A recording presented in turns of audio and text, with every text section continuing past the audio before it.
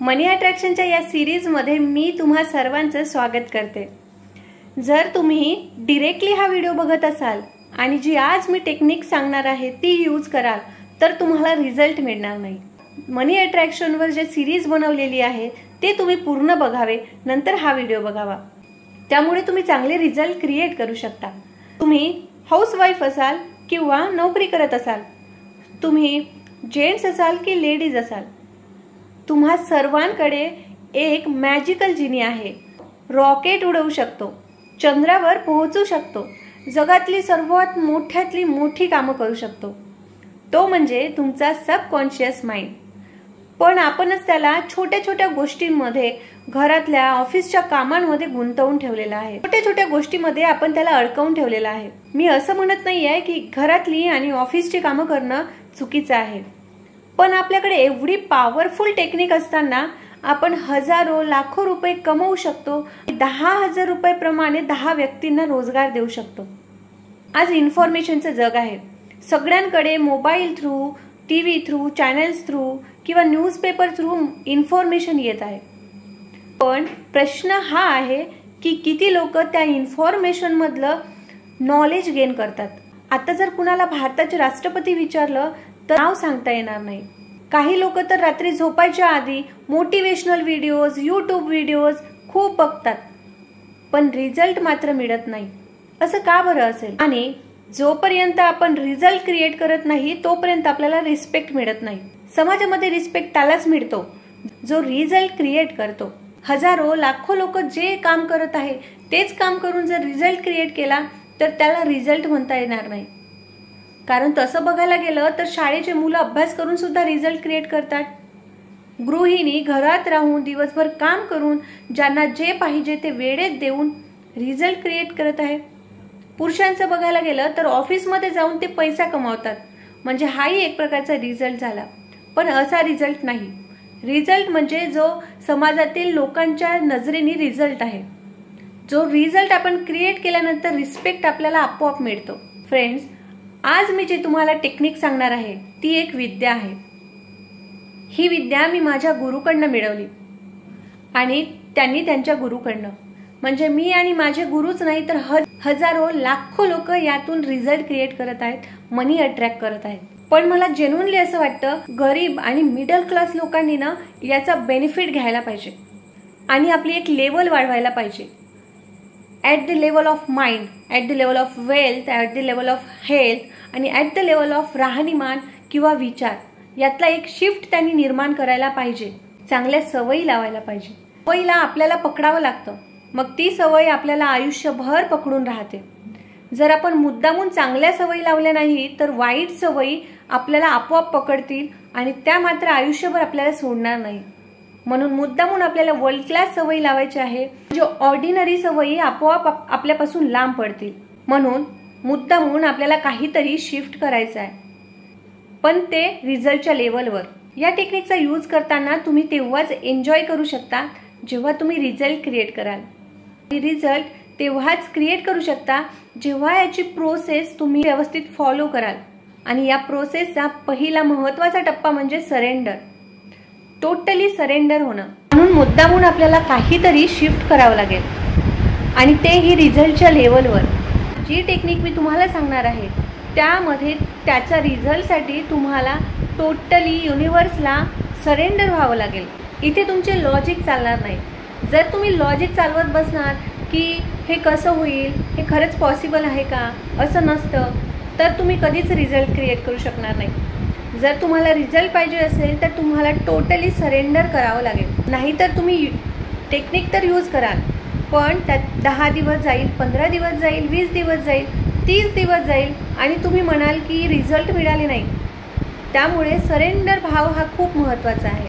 माझी एक फ्रेंड आहे, ती मागच्या वर्षी माझ्याकडे आलेली आणि लॉ ऑफ अट्रॅक्शनला मानते। जेव्हा माझी फायनान्शियल कंडिशन खूप वाईट होती, खूप स्ट्रगल करत होती, तेव्हा माझ्याकडे शेवटचे 50 रुपये उरले होते आणि म्हणून त्या टेक्निकचा यूज करून मी 50,000चा चेक लिहून माझ्या बेडरूमच्या भिंतीला लावलेला होता। तिने तो चेक बघितला आणि तिला खूप आश्चर्य वाटलं। ती थोडी टिंगल उडवायला लागली, पण काही दिवसांनी तिचा मला फोन आला आणि तिला तेव्हा पैशांची गरज होती. तेव्हा मी तिला ही टेक्निक यूज करायला सांगितली. मी तिला सांगितलं, एक कोरा चेक घ्यायचा, त्या चेकवरती तुझं स्वतःचं नाव लिहायचं, बाजूला तारीख टाकायची आणि तुला ज्या अमाऊंटची गरज आहे ती अमाऊंट त्या चेकला टाकायचा, खाली सही करायची. तुला जर सही करायची नसेल दुसऱ्याकडनं सही करून घेऊ शकतेस, किंवा जर कुणी सही करणारं नसेल तर मात्र डॉक्टरच्या हँडरायटिंगमध्ये स्वतः सही कर असं तिला सांगितलं. आणि तो चेक बेडरूममध्ये किंवा उठल्या उठल्या आपली जिथे नजर पडते तिथे लावायला सांगितलं. हे करताना मात्र सरेंडर भाव मनात असायला पाहिजे. मनात शंका यायला नको की हे होणार की नाही होणार. बघा, स्पोर्टमॅन जे असतात ना त्यांचे कोच असतात. कोच जसं सांगणार तसे ते स्पोर्टमॅन करतात. त्यांना जर सांगितलं की तुला सकाळला 4ला उठायचं आहे तर तो बरोबर 4ला उठणार. त्याला सांगितलं आजपासून तेलकट तळलेले पदार्थ खायचे नाही तर तो खाणार नाही. त्याला सांगितलं की तुला आज ग्राउंडचे 10 राऊंड मारायचे आहेत तर तो 10 राऊंड मारणार. म्हणजे टोटली सरेंडर होऊन त्या कोचचं ऐकणार. तुलाही तर त्याच सरेंडर भावाने हा चेक लिहायचा आहे. तिचा काही दिवसानंतर मला फोन आला. ती म्हणाली, जेव्हा मी तुझ्याकडे पहिल्यांदा चेक बघितला तेव्हा माझा विश्वास नव्हता, पण माहीत नाही का बरं माझा विश्वास बसायला लागला. आता मी चेक लावल्याला 20-25 दिवस झालेले आहेत. अजून ती विश पूर्ण व्हायची आहे. पण महत्त्वाची गोष्ट म्हणजे माझ्यामधला जो फोकस आहे तो चेंज झाला. माझ्या काम करण्याच्या पद्धतीमध्ये आपोआप चेंज झाला. कधीही पार्ट टाईम जॉबबद्दल विचार नव्हता केला, पण आता माझ्या मनात पार्ट टाईम जॉबचा विचार यायला लागलेला आहे. पण तरीही कधी कधी असं मनात वाटतं की खरंच ही विश पूर्ण होईल का, खरंच ते पैसे मला मिळतील का. म्हणजे कधी कधी मनात शंका येते. तेव्हा मी तिला म्हटलं, हे बघ, हा एक गेम आहे. It's a game, play like a game. म्हणजे बघायचं आहे की ती रक्कम तुला मिळालेली आहे. ती म्हणाली की हो, मी तेच फॉलो करत आहे. मी बघत आहे की चेक मला मिळाला आणि मी बँकेत जाऊन तो विड्रॉल करत आहे. मी म्हटलं थांब, ही प्रोसिजर नाही आहे. तुला फक्त एवढंच व्हिज्युअलाइज करायचं आहे की तुला ती अमाऊंट मिळाली, त्यानंतर तुझ्या चेहऱ्यावर काय आनंद असेल, तुझ्या घरच्यांना किती आनंद होईल, तुला त्या पैशाचं काय करता येईल किंवा तू काय करणार ते तुला व्हिज्युअलाइज करायचं आहे, फील करायचं आहे. विचार करायचा नाही आहे की खरं होईल का नाही, मिळेल की नाही.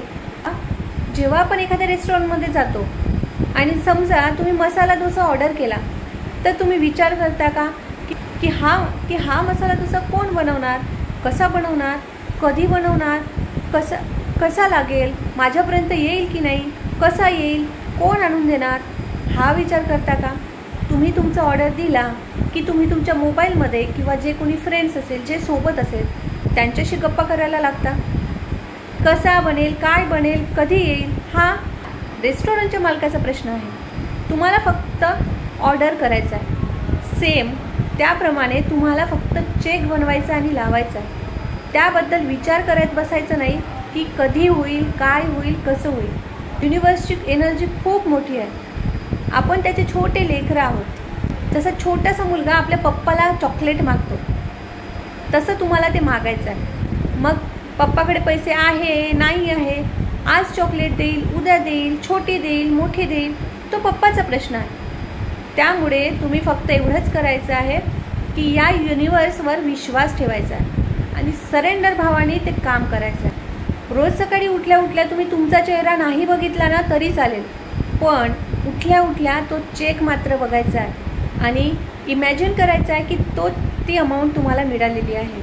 याचे रिझल्ट ऑलरेडी कुणीतरी क्रिएट केले आहे का, तर केले आहे. हजारो लोकांना याचे रिझल्ट मिळालेले आहे. या टेक्निकला लॉ ऑफ अट्रॅक्शन असं म्हणतात. त्यामुळे तुम्हालाही मिळेल. तर यानंतर आपण सेकंड टेक्निक बघणार आहोत, पण ते नेक्स्ट व्हिडिओमध्ये. तोपर्यंत तुम्ही हा व्हिडिओ सेव्ह करा, शेअर करा. त्यातली काही क्युरी असेल तर कमेंट्समध्ये मला नक्की विचारा. जेन्युइनली माझा पर्पज हाच आहे की लॉ ऑफ अट्रॅक्शन काय असतं, कसं काम करतं, या गोष्टी तुम्हाला शिकता आल्या पाहिजे, यूज करता आल्या पाहिजे. याचा यूज हजारो लोक करत आहेत आणि या टेक्निकचा यूज फक्त मनीसाठी नाही तर बाकी गोष्टीसाठी सुद्धा करता येईल, पण ते आपण नेक्स्ट व्हिडिओमध्ये बघू. तोपर्यंत या टेक्निकचा यूज करा आणि काही क्युरी असेल तर मला कमेंट्समध्ये नक्की सांगा. धन्यवाद.